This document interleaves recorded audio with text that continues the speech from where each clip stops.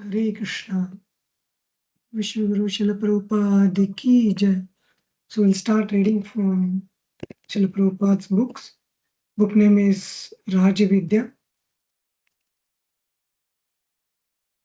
Om Jnanatimirandasya Jnananjana Shalakaya Chakshurum Militam Mena Tasmai Shri Gurave Namaha Namo Om Vishnu Padaya Krishna Prestaya Bhutale Srimate Bhakti Vedanta Swamin Niti Namine Namaste Saraswate Deve Gauravani Pracharine Nirvishesha Shunyavadi Paschatya Deshatarine Jaya Sri Krishna Chaitanya Prabhu Nityananda Shri Advaita Gadadhara Srivasadi Gaura Bhakta Hare Krishna, Krishna Krishna, Hare Hare, Hare Rama, Rama Rama, Hare Hare. We're reading Srila Prabhupada's books. Book name is Raj Vidya, the King of the Knowledge, and the chapter 7. So we'll read last week's summary, few points.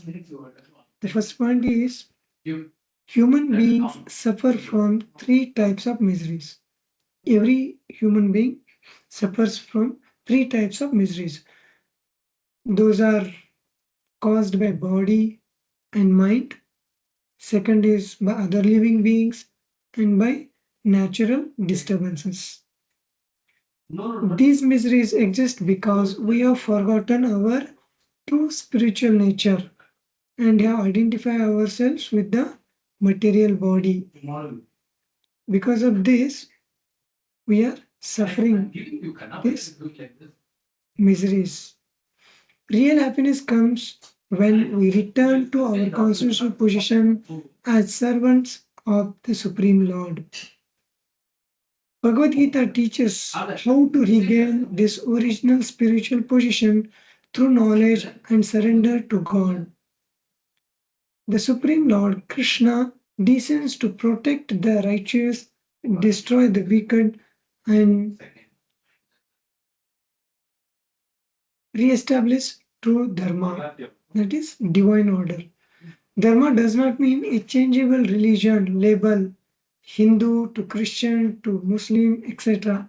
But it is eternal nature of the soul. And what is the eternal nature? The eternal nature is to render service to the Supreme Lord Krishna. Liberation means freedom from temporary material designations and serving the Lord in pure devotion. That is called liberation.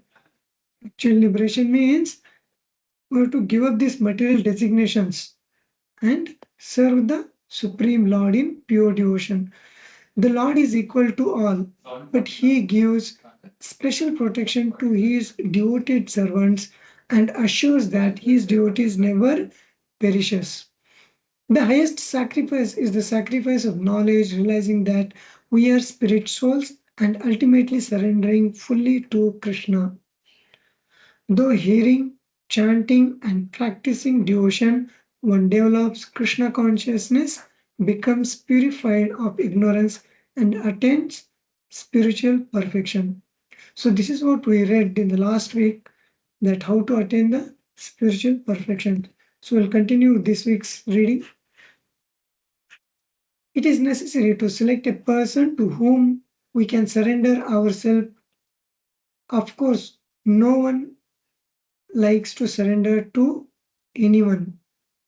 Why? Because we are puffed up with whatever knowledge we have, and our attitude is, oh, who can give me knowledge? Some people say that for spiritual realization, there is no need for a spiritual master. But so far as Vedic literature is concerned, and as far as Bhagavad Gita, Srimad Bhagavatam, and the Upanishad are concerned, there is need of a spiritual master. Even in the material world, if one wants to learn to be a musician, he has to search out a musician to teach him. And if one wants to be an engineer, he has to go to a technological college and learn from those who know the technology. Nor can anyone become a doctor by simply purchasing a book from the market and reading it at home. One has to be admitted to a medical college and undergo training under licensed doctor. It is not possible to learn any major subject simply by purchasing books and reading them at home. Someone is needed to show us how to apply that knowledge which is found in the books. As far as the science of God is concerned, Sri Krishna, the Supreme Personality of Godhead, himself advises to go to a person who can surrender, to whom we can surrender. This means that we have to check to see if a person is capable of giving instructions in Bhagavad Gita and other literatures of God realization. It is not that we are to search out a spiritual master whimsically. We should be very serious to find a person who is actually in knowledge of the subject. For this, Srila Prabhupada gives one beautiful analogy. Just like you want to purchase a gold, you want to procure gold. But if you doesn't know what is gold, then you will be get cheated. So somebody will give you a metal and saying that this is the gold, so you can take it. For that, you should know what is actual gold, and you should approach the right person. In the beginning of Bhagavad Gita, Arjuna was talking to Krishna just like a friend, and Krishna was questioning how he, as a military man, could give up fighting. And when Arjuna saw that friendly talks would not make a solution to his problems, he surrendered unto Krishna, saying, Shishyasteham sadhimam tam prapannam. Now I am your disciple and a soul surrendered unto you. Please instruct me. Bhagavad Gita, second chapter, seventh verse. This is the process. It is not that we should blindly surrender, but we should be able to inquire with intelligence. Without inquiry, we cannot make advancement. In school, a student who makes inquiries from the teacher is usually an intelligent student. It is generally a sign of intelligence. When a small child inquires from his father, "Oh, what is this? What is that?" We may have a very good spiritual master, but if we have no power to inquire, we cannot make progress. So, how we can make progress? Until and unless we inquire from a bona fide spiritual master. Nor should the inquiry be on the nature of a challenging mode. One should not think, now I will see what kind of spiritual master he is. I will challenge him. Our inquiries, pariprashnena, should be on the subject of service, sevaya. Without service, our inquiries will be futile. But even before making inquiries, we should have some qualification. If we go to a store to purchase some gold or jewelry and we know nothing about jewels or gold, we are likely to be cheated. If we go to a jewelry and say, "Can you give me a diamond?" he will understand that this is a fool. He could charge us any price for anything. That kind of searching will not do at all. We first have to become a little intelligent, for it is not possible to make spiritual advancement otherwise. The beginning injection of the Vedanta Sutra is Atato Brahma Jidnasa. Now is the time to inquire about Brahman. The word Atha means that one who is intelligent, who has come to the point of realizing the basic frustrations of material life, is capable of making inquiry. In Srimad Bhagavatam, it is stated that one should inquire from a spiritual master about subjects that are beyond this darkness. This material world is by nature dark. This material world, by nature, it is dark, and it is artificially lighted by fire. Our inquiry should be about the transcendental worlds which lie beyond this universe. If one is desirous to find out about these spiritual worlds, he should seek out a spiritual master. Otherwise, there is no point in searching. If I want to study Bhagavad Gita or Vedanta Sutra in order to make material improvement, it is not necessary no, to find a spiritual master.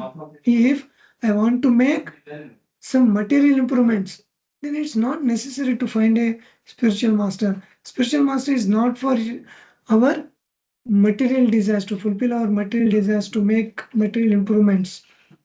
He is to find out the right inquiries about the spiritual knowledge, spiritual world. One should first want to inquire about Brahman and then search out a master who has perfect vision of the absolute truth.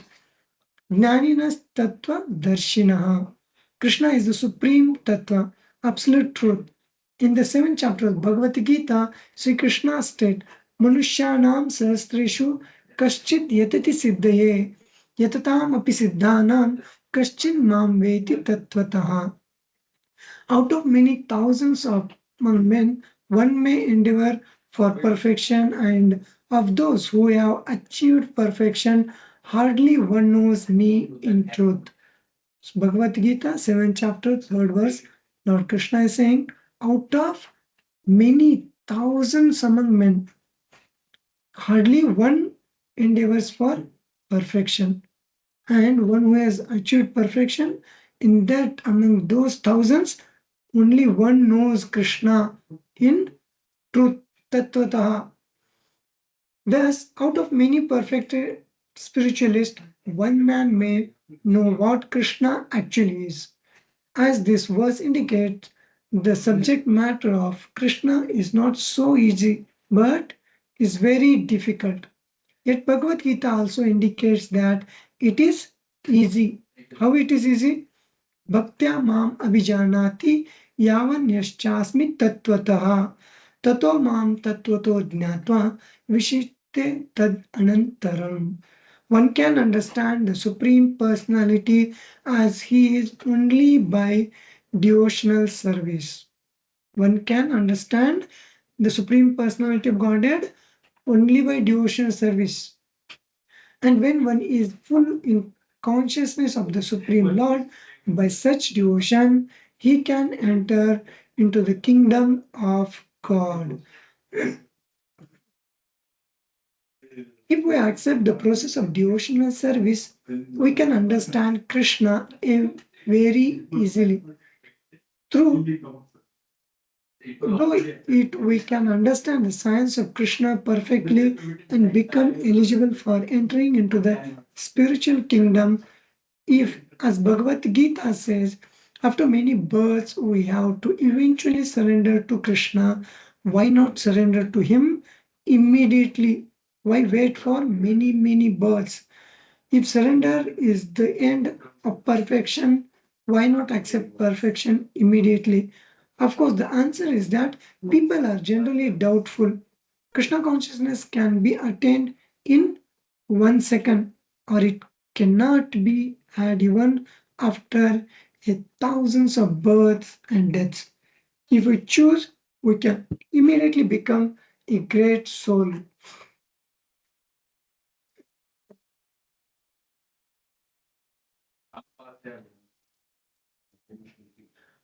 If we accept the process of devotion service, we can understand Krishna very easily. See, if we accept only this process of devotion service, then only we can understand Krishna very easily. Otherwise, to understand Krishna is very difficult. Here, the previous verse, Krishna says, out of thousands of men, one endeavors for perfection, and one who has attained the perfection, in this out of thousands of the perfected men, hardly one knows Krishna in the truth. So, see how it is difficult to understand Krishna. Here, Prabhupada is saying, thus, out of many perfected spiritualists, One man may know what Krishna actually is. As this verse indicates, the subject matter of Krishna is not so easy, but is very difficult. To understand Krishna is not a easy subject matter. It is extremely difficult. But in the next verse, Krishna tells how can easily Krishna we can attain easily just by the process of devotional service. We can understand Krishna very easily. So our mood should be always devotional service mode to the bona fide spiritual master. If we choose, we can immediately become great souls by surrendering to Krishna. If we choose, it's the option. If we choose, we can immediately become a great souls, a Mahatma, by surrendering unto Krishna. But because we have doubts whether or not Krishna actually is the supreme, we have to take time to dissipate these doubts through study of the scriptures. By studying Bhagavad Gita under the guidance of a bona fide spiritual master, we can remove these doubts and make definite progress. See, Prabhupada is mentioning very beautifully here that by studying a bona fide Bhagavad Gita as it is, under the guidance of a bona fide spiritual master, then only we can remove all our doubts and then make definite progress. It is a fire of knowledge that burns all doubts and fruity activities to ashes. Sri Krishna gives the following information of the results of inquiring of the truth from one who has actually seen the truth. One who has actually seen the truth. We have to inquire from him, not from the person who has not seen the truth and who is one amongst us. Here Krishna says, Yajnatvan punarmoham evam yasyasi pandava ena bhutani asheshani drakshasi atmani atomai अपि चेत असि पापेभ्य सर्वेभ्य पापकृत्तमः सर्वं ज्ञान प्लवेनैव वृजीनं सन्तरिष्यसि यतैदांसि समुद्रग्निर्भस्मासात् कुरुते अर्जुन ज्ञानाग्नि सर्वकर्माणि ज्ञानाग्नि सर्वकर्माणि भस्मासात् कुरुते तथा. Just by knowledge, jnanagni, all these sarva karmani, all fruity activities, what happens? Bhasmasat, all will turn to ashes, all will burn. Like example is given, like blazing fire, how it turns firewood into the ashes. Similarly, all our ignorance, here its translation it says, and when you have thus learned the truth, you will know that all living beings are but parts of me, and that they are in me and are mine. Krishna is claiming that all the living beings, they are parts of Krishna, they are in Krishna, and they are Krishna's. Even if you are considered to be the most sinful of all sinners, when you are situated in the boat of transcendental knowledge, you will be able to cross over the ocean of miseries. You can easily cross over the ocean of but this miseries. And this is the example.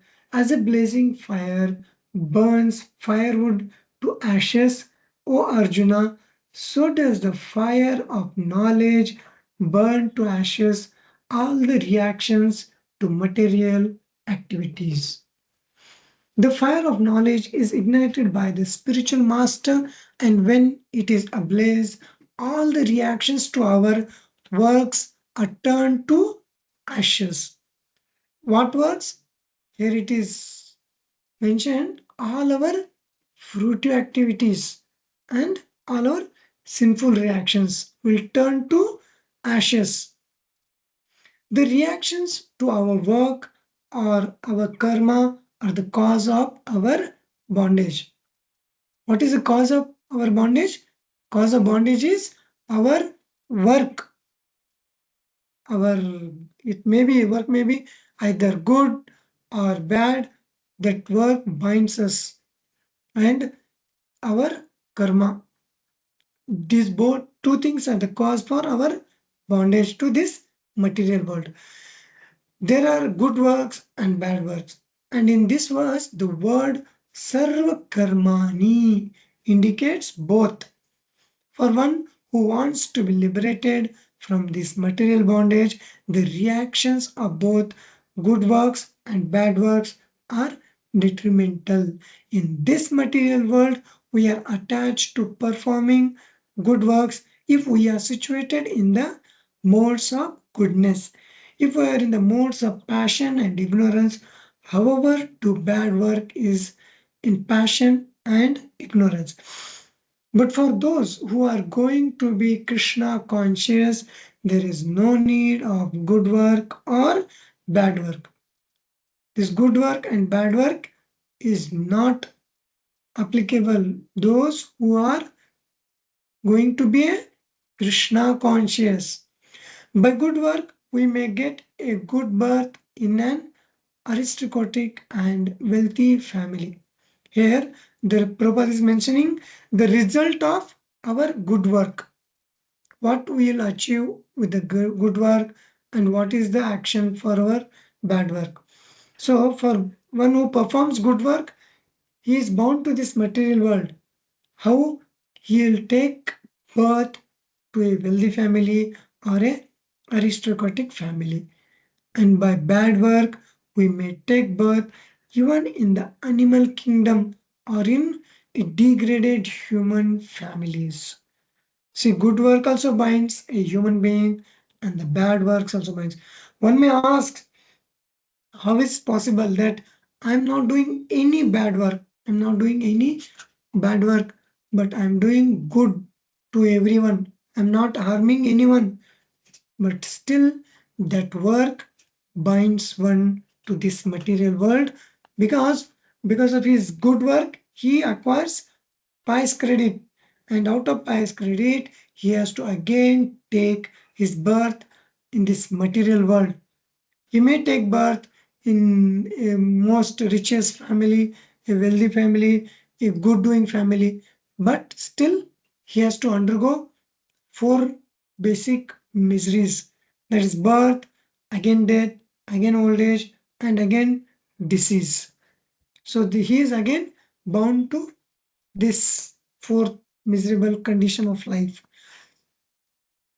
But in any case, birth means bondage. See, Prabhupada is mentioning here, in any case, either birth or death, it means either you are in good family or bad family, high family, rich family, poor family, everything is in bondage. If one performs good work. And one who is striving for Krishna consciousness is striving for liberation from bondage of this transmigration, one body to another body, lower species to higher species. So one is striving for liberation. What is the advantage of being born in a wealthy and aristocratic family if one does not get rid of his material miseries? What is the use? Even for aristocratic family and the richest family, he has to suffer the miseries. It is not like no, he'll not become old, he'll not get miseries. It's not possible. He has to undergo all these miseries like a poor family also, poor person also suffers. Whether we enjoy the reactions of good work or suffers the reactions of bad, we have to take on the material body and thereby undergo the material miseries. By engaging in the transcendental loving service of Krishna, we actually get out of the cycle of birth and death. Here's the simple and best formula Prabhupada is mentioning: just by engaging ourselves in the transcendental service. And what is that engagement? Previously, last week we read the engagement is, here it is, says the engagement through is hearing, chanting, and practicing devotion. One develops Krishna consciousness and becomes purified of ignorance and attains spiritual perfection. So, this is our actually main engagement in the transcendental service of Krishna.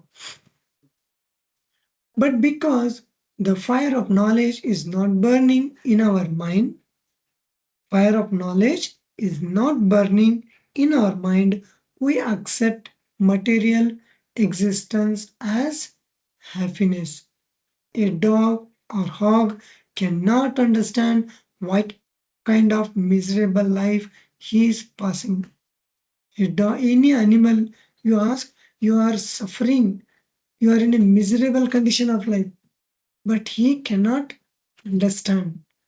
He actually thinks that he is enjoying a life. And this is called the covering of illusion, influence of the material energy.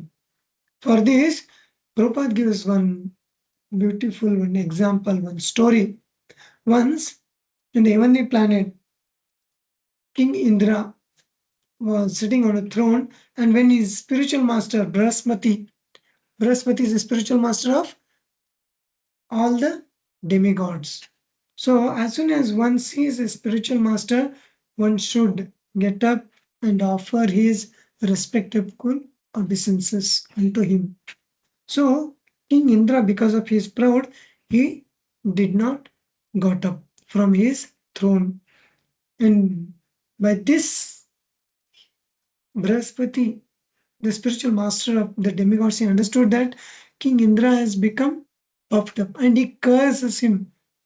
He curses to become a hog in the material world. And King Indra immediately transferred to this material world and he becomes a hog. Then, after some time, Lord Brahma, out of compassion, he thinks because no one is there and to rule the heavenly kingdom. So Lord Brahma, out of compassion, he comes to Ati planet and he sees King Indra. He is there with his family in the hog. Has become hog because of his cursing of his spiritual master. And then he has wife, children. Then Lord Brahma says, King Indra, you are actually a king in the heavenly planet. And please come with me and leave this suffering.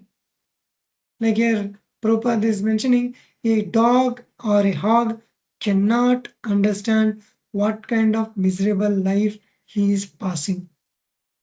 So, in the form of a hog, Kindra, King Indra is not able to understand. He's thinking he is enjoying the life with his family. And he is saying, Brahma, oh, I don't know any heavenly kingdom, kingship. This is my family. I have my wife, I have my children, and I'm enjoying the life. So, this is the present situation of all the living beings in this material world. One who is unable to understand that what kind of suffering, misery is suffering the miseries of no threefold miseries in this world. He, if he's not understanding and is thinking, I'm enjoying, then he is non different from a dog or hog. He actually thinks that he's enjoying life, and this is called the covering of illusion influence of the material energy. On the Bowery, Prabhupada is mentioning about US. On the Bowery Street, it is. There are so many drunkards lying in the street, and they are all thinking we are enjoying life. Here, very nicely, Prabhupada is saying that anyone, any person, any living entity who is not able to understand what is the miserable life at present we are suffering in this material, in this thinking, if he's thinking he is enjoying, then he is covered under the illusory energy of the Lord. And he's thinking we are enjoying the life. But those who are passing them by are thinking, oh, how miserable they are. See, one who is in knowledge, if he's passing through that street, he can understand how miserable life they are suffering. That is the way of the illusory energy. We may be in a miserable condition, but we accept it thinking that we are very happy. This is called ignorance. But when one is awakened to knowledge, he thinks, oh, I'm not happy. I want freedom. But there is no freedom. I don't want to die, but there is death. I don't want to grow old, but there is old age. I don't want diseases, but there are diseases. These are the major problems of human existence. But we ignore them and concentrate on solving very minor problems. We consider economic development to be the most important thing, forgetting how long we shall live here in this material world. Economic development or no economic development, at the end of 60 or 100 years of our life will be finished. Even if we accumulate $1 million, we must leave it all behind when we leave this body. When it change to another body, the all wealth will not come with us. We have to leave it behind. We need to come to understand that in the material world, whatever we are doing is being defeated by the influence of material nature. We want freedom and we want to travel all over the world and all over the universe. Indeed, that is our right as a spirit soul. The spirit soul in Bhagavad Gita is called Sarvagataha. Sarvagata means spiritual exists everywhere. It is not only on the earthly planet or not only on the earth. No, in water also there are living entities. In the fire also there are living entities. On the moon planet also there are living entities. That's what in Bhagavad Gita it is mentioned. Living entities, spirit soul is Sarva Gataha, which means that he has the ability to go wherever he likes. In the Siddhalokas, there are perfected beings or yogis who can travel wherever they want without the aid of airplane or other mechanical contrivance. See, the yogis, they can, in the Siddhaloka yogis, they can travel anywhere and everywhere. They no need no all these machines and airplanes. Once we are liberated from the material conditioning, we can become very powerful. Actually, we have no idea how powerful we are as spiritual powers. Instead, we are very much satisfied staying on this earth and sending up a few spaceships, thinking that we have become greatly advanced in material science. We spend millions and millions of dollars constructing spaceships without knowing that we have the ability to travel wherever we want free of charges. The point is that we should cultivate our spiritual potencies by knowledge. Only by knowledge we should cultivate our spiritual potencies. The knowledge is already there. We simply have to accept it. In former ages, people underwent so many penances and austerities to acquire knowledge. But in this age, This process is not possible because our lives are very short and we are always disturbed. The process of for this now age is the process of Krishna consciousness, the chanting of Hare Krishna, which was inaugurated by Sri Chaitanya Mahaprabhu. If by this process we can kindle the fire of knowledge, all of our reactions of our activities will be reduced to ashes and will be purified. Nahi jnanena sadrasham pavitram ya vidyate tat swayam yoga samsiddha kale natmani vindati. In this world, there is nothing so sublime and pure as transcendental knowledge. Such knowledge is the mature fruit of all mysticism, and one who has achieved this enjoys the self within himself in due course of time. What is the sublime and pure knowledge? It is the knowledge that we are part and partial of God and that we are to dovetail our consciousness with the supreme consciousness. This is the purest knowledge in the material world. Here everything is contaminated by the modes of material nature, goodness, passion, and ignorance. Goodness is also kind of contamination. In goodness, one becomes aware of his position and transcendental subjects, etc. But his defeat is in thinking. His defect is in thinking. Now I have understood everything. Now I am all right. He wants to stay here. In other words, the man in the mode of goodness becomes a first class prisoner and becoming happy in the prison house wants to stay there. And what to speak of those in the mode of goodness, mode of passion and ignorance. The point is that we have to transcend even the quality of goodness. The transcendental position begins with the realization of Aham Brahmasmi. I am not this matter, but spirit. But even this position is unsettled. So we'll stop here for today's session. Thank you. Hare Krishna. Vishwaguru Srila Prabhupada ki jai. Thank you. Hare Krishna. Hare Krishna Thank you, Prabhu. Prabhuji. Hare Krishna.